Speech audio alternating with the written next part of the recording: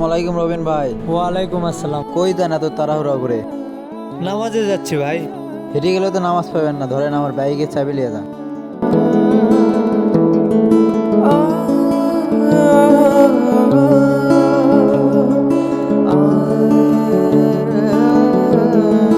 কিরে, কাজ কত দূর?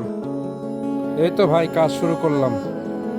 ওরে চিনেন না জানেন না, চাবি দেওয়া কি ঠিক হলো? বিশ্বাস।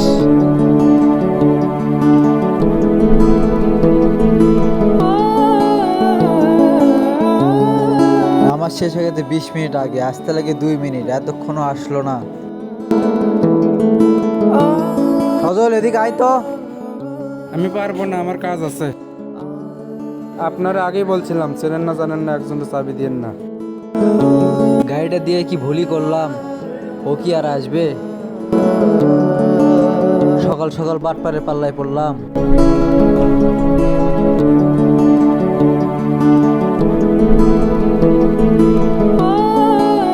ভাই এই নেন আপনার চাবি।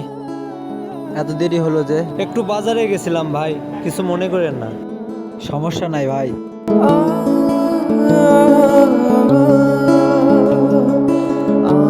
ভাই একটু আগে আমার বাসা থেকে ছোট ভাই ফোন দিয়েছিল।